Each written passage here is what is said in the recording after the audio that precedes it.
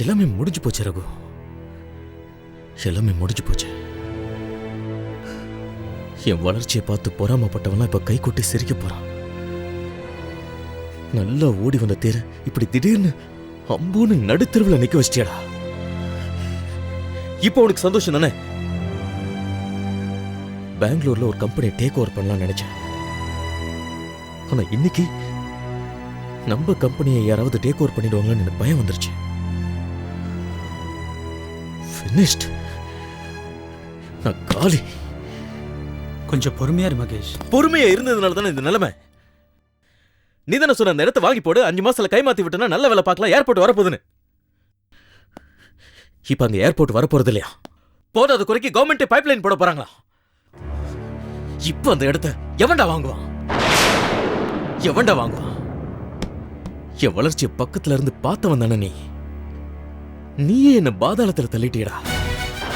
மகேஷ், ஏன்டா அப்படி எல்லாம் பேசுற? எப்படா பேச சொல்ற? சாதிக்கணுங்கிற சவால்ல வளர்ந்த வேண்டானா? என் மாமனார் என்ன எகத்தலமா பேசின பேச்சு இன்னும் என் காதுல ஒழிச்சுட்டு தான் இருக்கு. அவருக்கு சரிசமமா வரணும்னு கஷ்டப்பட்டு உழைச்சேன். பரம்பரை பரம்பரையா இருந்த எங்க கிராமத்து சொத்தை வித்து கொண்டு வந்து இந்த பிசினஸ்ல போட்டு 100 மடங்காக்குனேன். இப்ப எல்லாமே நாசமா போச்சேடா. பிசினஸ் ஆரம்பிச்ச நாள்ல இருந்து நான் ராத்திரியில தூங்கின நேரத்தை கணக்கு போட்டு சொல்ல ரகு. ராதா அவங்க வீட்டுல சந்தோஷமா இருந்ததை விட என் வீட்டுல தான் சந்தோஷமா இருக்கா. எல்லாரும் முன்னாடி தலை நிமிர்ந்து நின்ன. இப்போ உன்னால தலை குனிஞ்சு நிக்கிறேன். மகேஷ், பதறாதடா. பணத்துக்கு எதுனா ஏற்பாடு பண்ணிடலாம். Shut up. உன்னை பார்த்தாலே எனக்கு எரிச்சலா வருதுடா. பணம் போனது பத்தி கூட நான் கவலைப்படல. ஆனா நீ என்ன ஏமாத்திருக்கன்னு நினைக்கும் போதுதான் வலிக்குது ரகு. எனக்கு வர ஆத்திரத்துக்கு அப்படியே வர. மகேஷ், ஏன் இப்படி இன்டீசென்ட்டா பிஹேவ் பண்ற? நான் உன்னை ஏமாத்திட்டேன்னு நினைக்கிறியா? ஆமா, நீ என்ன ஏமாத்திருக்க. தெரிஞ்சே ஏமாத்திருக்க. தெரிஞ்சேனா அந்த இடத்துக்கு பக்கத்துல ஏர்போர்ட் வராது, பைப்லைன் வரப்போகுதுன்னு தெரிஞ்சு உன்னை அந்த இடத்த வாங்க சொன்னேன்னு சொல்றியா? அதானே உண்மை. அதானே உண்மை. ரகு, உன்னை நம்பி தானே நான் சம்பாதிச்சதெல்லாம் அந்த இடத்துல போட்டேன். போதாத குறைக்கு எக்கச்சக்கமா கடன் வாங்கியிருக்கேன். இப்ப கடன் கேட்டு எல்லாரும் வந்து இங்க நிக்க போறாங்க. என்ன பண்ணணும்னு எனக்கு தெரியல. கம்பெனி எந்த நிலைமையில இருக்குன்னு தெரியுமா உனக்கு? தெரியாது. போய் ஆடிட்டர் கையில் சொல்லுவாரு. ரகு, இந்த மாசம் நம்ம ஸ்டாஃப்ஸ்க்கு சேலரி கொடுக்க கூட என்கிட்ட பணம் இல்லடா. என்ன பரதேசி ஆக்கிட்டா. மகேஷ், போடா. வழக்கமா எனக்கு கடன் கொடுக்குற எவனும் போன் எடுக்க மாட்டேங்கிறான். ஏன்னா அவங்களுக்கு என் நிலைமை தெரியும். புது புது இடத்துக்குலாம் போய் கையேந்த வேண்டியிருக்குடா. என்ன பண்றதுன்னு எனக்கு தெரியல. Totally frustrated, man. Totally frustrated. Raghu, நீ கமிஷன் காசுப்பட்டு தானே இதெல்லாம் செஞ்ச? மகேஷ், மகேஷ், நீ ரொம்ப பேசுறடா. இவ்வளவு நேரமா ஏதோ ஆதங்கத்துல பேசிட்டு இருக்கேன்னு நினைச்சிட்டு இருந்தேன். ஆனா கேவலம் கமிஷனுக்கு ஆசைப்பட்டு உன்னை நான் ஏமாத்திட்டேன்னு சொல்ற பாரு. இட்ஸ் டூ மச்டா. இங்க பாரு, கடவுள் சத்தியமா சொல்றேன், இப்படி எல்லாம் நடக்கும்னு நான் கொஞ்சம் கூட எதிர்பார்க்கவே இல்லை. போய் சொல்றேன். என்னோட வளர்ச்சியை தடுக்கிறதுக்காக போட்ட மெகா பிளான்டா இது. சொல்றா, உன் பின்னாடி யார் இருக்கா? நம்ம எதிரிங்க யாராவது? ரகு, நீ கேட்கும் போதெல்லாம் நான் பணம் கொடுத்தல, கொடுத்தனா இல்லையா? அப்புறம் ஏண்டா? மகேஷ், நான் விலை போயிட்டேன்னு சொல்றியா? ஆமா ரகு, நீ விலை போயிட்ட. இப்பதான் எனக்கு எல்லாமே புரியுது.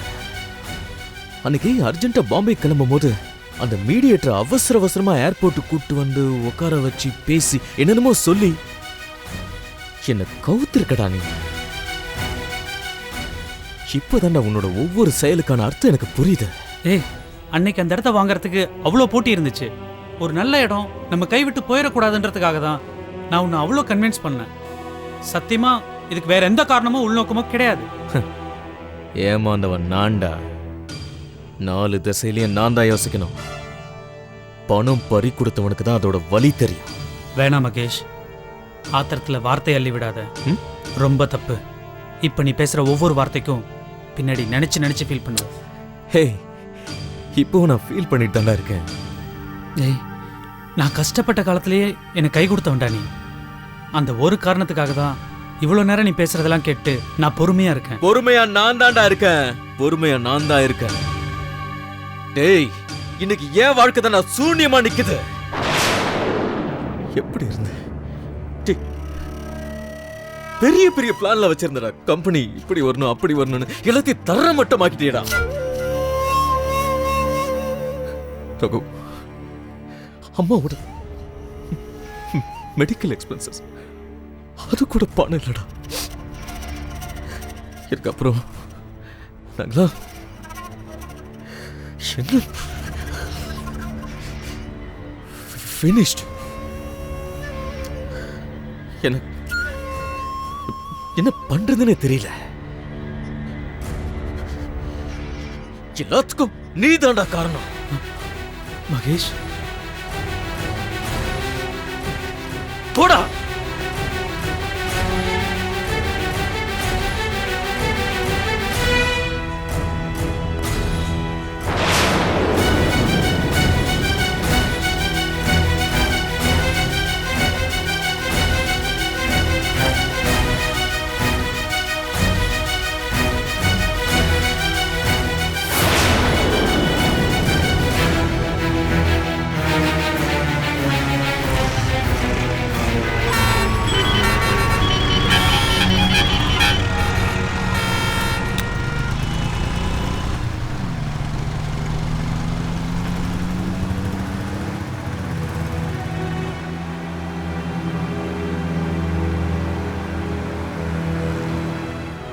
நோட் பண்ணிக்கங்க.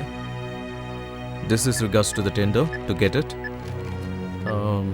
21/2/2014.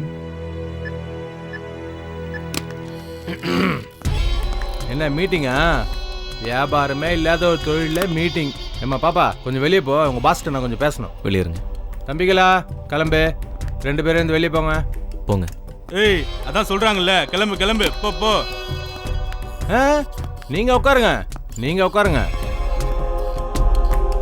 அப்புறம் சொல்லுங்க, எப்படி இருக்கீங்க? இங்கே பாருங்க, இது ஆஃபீஸ். இங்கெல்லாம் எதுக்கு வரீங்க? நான் கந்துவட்டிக்காரன் தெரிஞ்சு தானே நீ என்னை தேடி வந்த. அதே மாதிரி இது உன் ஆஃபீஸ்ன்னு தெரிஞ்சு தான் நான் இங்கே வந்திருக்கிறேன். நீ வட்டி கட்டி நீ வரல, அதனால நான் பணத்தை கேட்க வந்திருக்கேன். பணம் வாங்க மொத்தம் ஈன்னு பல்ல இழிச்சு நாங்கள் வந்தல. திருப்பி கேட்க வந்தா ஏன் இங்கே வந்தா நீ என்னைய கேள்வி கேட்குறியா? மணி எதுவாக இருந்தாலும் ஃபோனில் பேசியிருக்கலாம்ல. இந்த விஷயத்த ஃபோன்லாம் பேசக்கூடாது. ஃபோன் பண்ணா hello how are you, I am fine, thank you தேங்க்யூன்னு ஃபோனை வச்சிருவேன். இதெல்லாம் நேரில் வந்து ஏய் என்ன பணம் தருவியா தரமாட்டியா அப்படி கேட்டாதான் வேலை ஆகும். அது மட்டும் இல்லாமல் நீ என்ன சொன்ன என்கிட்ட 15ஆம் தேதிக்குள்ள எனக்கு பணம் தரேன், இல்லைன்னா வட்டி நேச்சு தரேன்னு சொன்னேன். இது வரைக்கும் எனக்கு பணமும் வரல வட்டியும் வரல. இதுக்கு என்ன பதில் சொல்ற? மணி கொஞ்சம் டைம் கொடுங்க. நீ பணம் வாங்கும்போது என்கிட்ட டைமா கேட்ட? உடனே பணம் வேணும்னு நானும் பொட்டி திறந்து உடனே எடுத்து கையில கொடுத்தல. ஒரு நிமிஷம். இப்போ மட்டும் டைம் கேட்குறேன் என்கிட்ட. அண்ணா தர்மா ஃபோன் குர்ரா சொல்றா. எது பணம் தர மாட்டானா? தபார், நீ என்ன பண்ணுவ எது பண்ணல எனக்கு தெரியாது. நடு வீட்டில் உக்கார், அங்கேயே சமைச்சு சாப்பிட்டு தண்ணி அடி என்ன பண்ணு. உனக்கு என்னென்ன தோணுதோ எல்லாமே செய். பணம் வாங்காம வந்த உன்னை பிச்சு எடுத்துருவேன் ராஸ்கல். வேடா போன. நீ சொல்லு சார். மணி, எனக்கு வர வேண்டிய இடத்துல இருந்து பணம் வரல. வந்ததுமே கொண்டு வந்து கொடுத்துறேன். இங்க பார், எந்த ஒரு டாக்குமெண்ட்டும் இல்லாம உங்களுக்கு நான் ஏன் தரமா பணம் தரோம்? எப்படியும் உங்ககிட்ட வாங்கிடலான்ற ஒரு நம்பிக்கை தான். இந்த போலீஸு கோர்ட்டு கேஸு இதெல்லாம் எதுவுமே எங்களுக்கு தெரியாது. ஒழுங்கா நடந்துக்கிட்டுனா ஓஹோன்னு உன்னை நல்லா தாங்குவோம், இல்ல ஒரேடியா தூக்கிடுவோம். மணி மணி, ஒரு 10 நாள்ல பணத்தை திருப்பி கொடுத்துறேன், சரிங்களா? இதை பாருங்க சார், என்ன பாக்குறீங்க சார்ன்னு சொல்றேன்னா? அதான் இன்னும் 10 நாள்ல பணம் தர போறீங்களா? உங்களுக்கு கண்டிப்பா மரியாதை கொடுக்கணும்ல.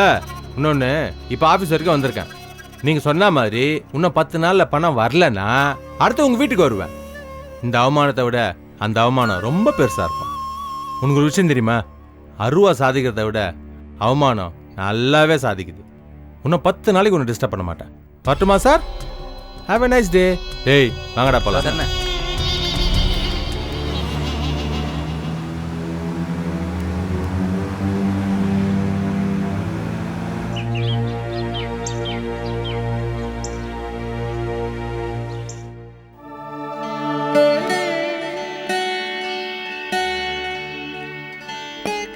ஐயா நல்லா இருக்கீங்களா? வீட்ல எல்லாரும் நல்லா இருக்காங்களா? நல்லா இருக்கம்மா. அந்த சீதலாதேவி புண்ணியத்துல எல்லாம் நல்லா இருக்கம்மா. நம்ம கிட்ட என்னங்க இருக்கு? எல்லாம் அந்த கடவுள் கையில தான் இருக்கு. அப்புறமா நம்ம ஊர்ல கோயில் கட்டுற விஷயமா தம்பி வர சொல்லியிருந்துச்சு, அதான் வந்திருக்கேன்.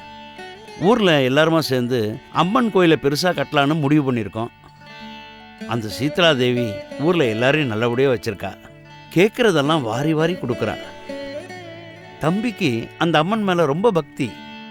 கோவில் விஷயத்தை சொன்ன உடனே பெருசா கட்டுங்க, செலவு பூரா நானே ஏத்துக்கிறேன்னு சொல்லிடுச்சு.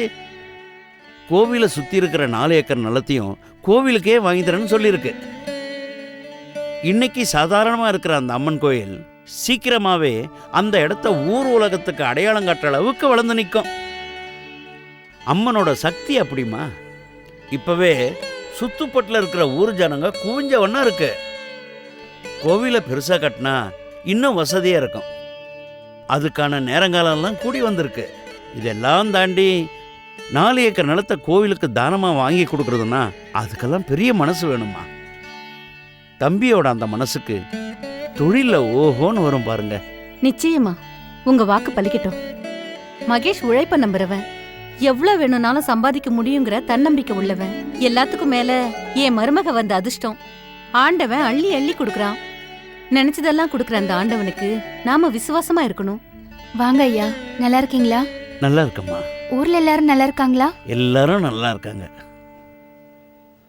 மா, அந்த மகாலட்சுமியையே அந்த சீதலாதேவி உங்களுக்கு மருமகளா கொடுத்துருக்கா.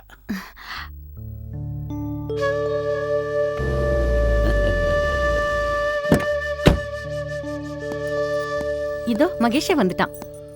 வணக்கம் தம்பி. வணக்கம். எப்படி இருக்கீங்க? நல்லா இருக்கம்பா. எப்போ வந்தீங்க? இப்பதான் வந்தேன். உட்காருங்க.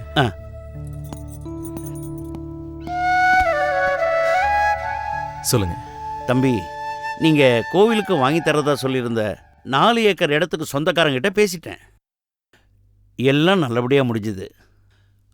கோவில் விஷயங்கிறதுனால விலையை குறைச்சி நாம கேட்ட விலைக்கே அவங்க கொடுக்கறதா சம்மதிச்சிட்டாங்க.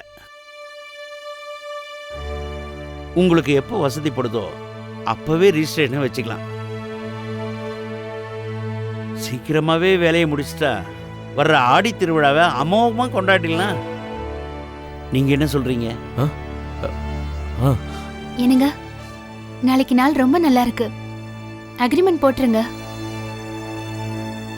ஆமாப்பா, கோயில் விஷயம் தள்ளி போட வேணாம். சீக்கிரமாவே முடிச்சிடலாம். சரிம்மா. ஐயா, ஒரு சின்ன வேண்டுகோள். எனக்கு சில இடத்துல பணம் வர வேண்டியிருக்கு. செட்டில்மெண்ட்லாம் முடியறதுக்கு கொஞ்சம் நாளாகும். நிச்சயமா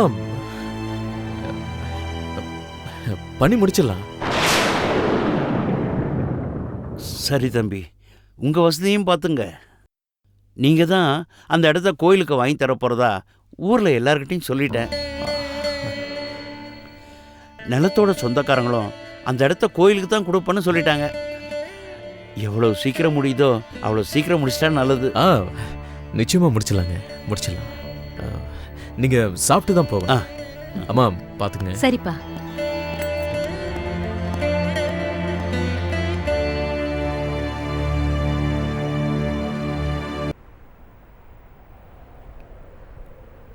என்னங்க, சொல்லுமா. கோயிலுக்கு இடம் வாங்கி தரணும், உடனே அதை முடிச்சு கொடுக்கணும்னு சொல்லிட்டு இருந்தீங்க. இப்பயே அதை தள்ளி போடுறீங்க.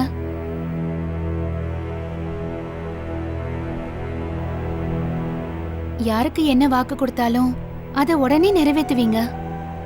உங்களை மதிச்சு ஊர்ல இருந்து வந்திருக்காரு அந்த பெரியவர். பட்டும் படாம பேசிட்டு வந்துட்டீங்க. கோயில் விஷயங்க, உடனே அதை முதல்ல முடிங்க. என்னங்க, வந்ததுல இருந்தே ஒரு மாதிரியா இருக்கீங்க. ஏதாவது பிரச்சனையா? சேச்சே, பிரச்சனைலாம் ஒன்றும் இல்லை. கோயில் விஷயம் தானே, முடிச்சிடலாம். நீ போய் முதல்ல அவருக்கு சாப்பாடு போடு. போ.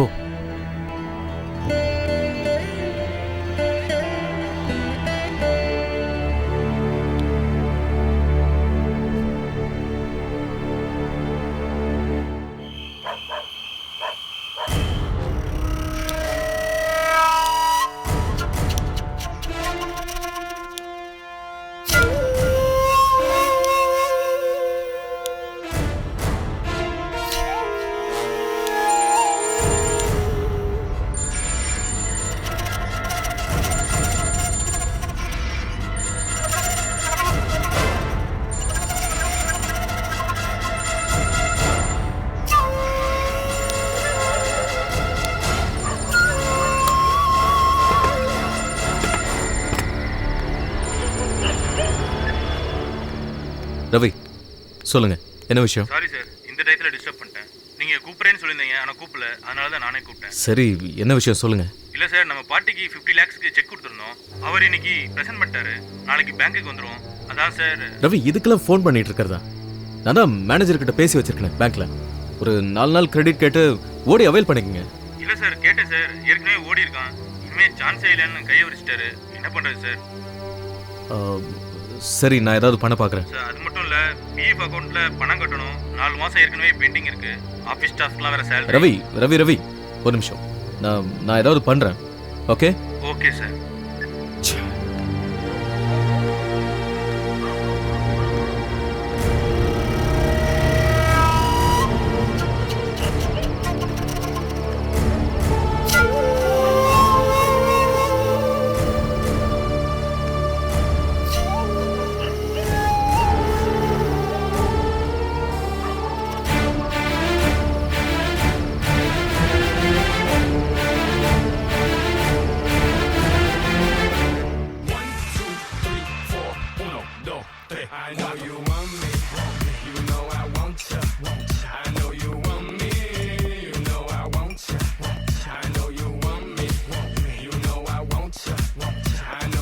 சகோதரா வணக்கம். யாருங்க நீங்க? என் பெயர் நெடுந்தொடர் மேகநாதன்.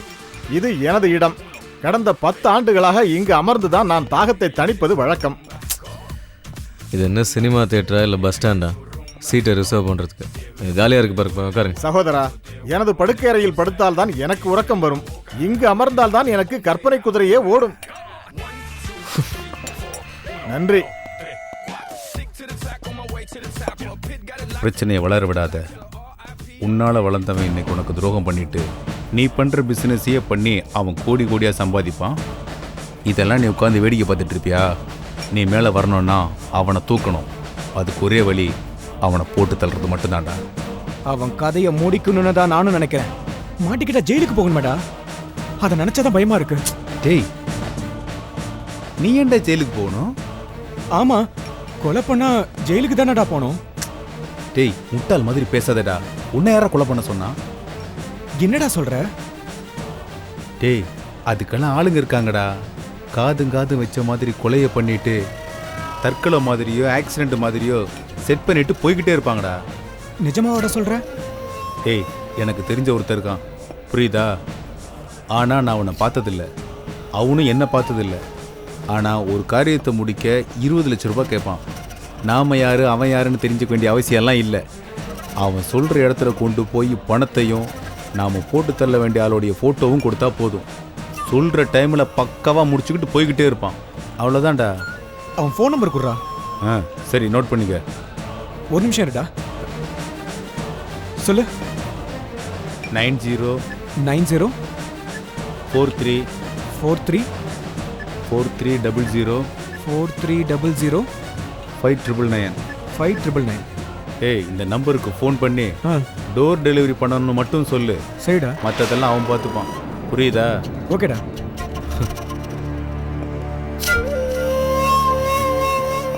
ஏய், சீக்கிரட்டாக இருக்கட்டும்டா. சரிடா.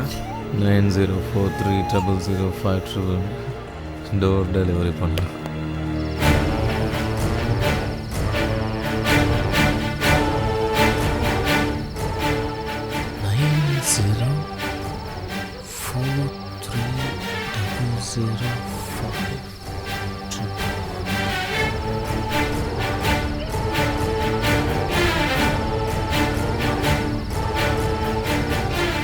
நீங்க சொன்ன மாதிரி இன்னும் 10 நாள்ல பணம் வரலன்னா அடுத்து உங்க வீட்டுக்கு வருவேன்.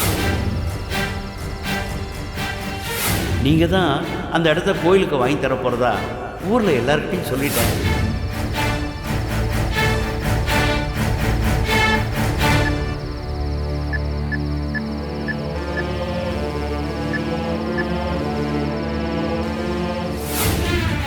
ஏய், இந்த நம்பருக்கு ஃபோன் பண்ணி டோர் டெலிவரி பண்ணணும்னு மட்டும் சொல்லு. மற்றதெல்லாம் அவன் பார்த்துப்பான், புரியுதா?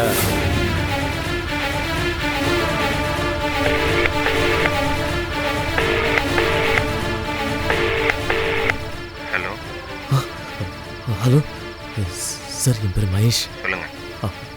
நான் உங்களை பற்றி கேள்விப்பட்டிருக்கேன். என்ன கேள்விப்பட்டீங்க?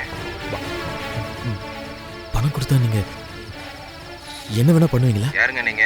Hello sir sir sir sir door delivery sir door delivery